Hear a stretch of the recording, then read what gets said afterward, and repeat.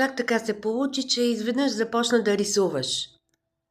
От много време имам вътрешно желание и усещане да започна да рисувам, да изразявам това, което е в моето съзнание и подсъзнание, в това, което е в моята същност. Рисунките, които рисувам, те са така наречените енергийни портали за изцеление.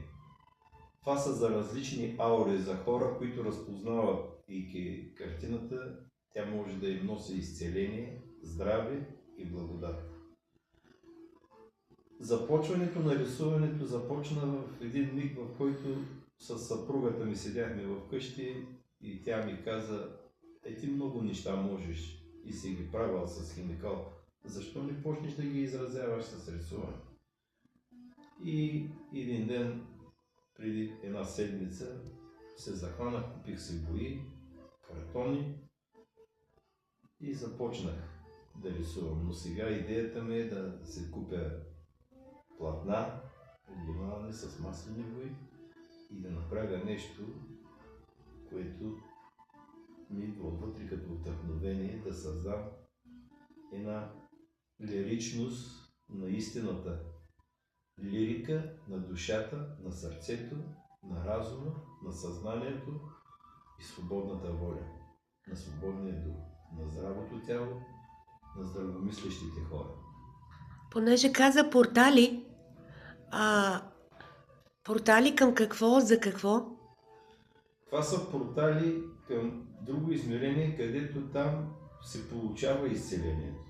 Или, ако на нашата планета получаваш определена зараза, има код, който когато ти го назовеш чрез това, което аз съм рисувал и съм вкарал тези кодове, този портал на лечението се отваря и аз рисувам. Рисувам с вдъхновение неща, които и аз не знам откъде ми идват. Просто не мога да го обясня. Това е нещо вълшебно. Или четката имам чувството, че се движи сама. Както и на курса, който водим, уча хората по този начин да пишат. При мен се случва в рисуването, аз мога да пиша, но рисунките са нещо, една огромна същност. Това е същността на сърцето и на душата. Значи ви, че рисунките имат лечебен ефект? Много голям. Това може да се усети и да се види, може да ги заснемате, да видите, усещането е много силно. Когато рисувам, стаята се изпълва с ангели, изпълва се с архангели. Аз не съм в стаята, аз не съм в кабинета, пренасям се в друго измерение.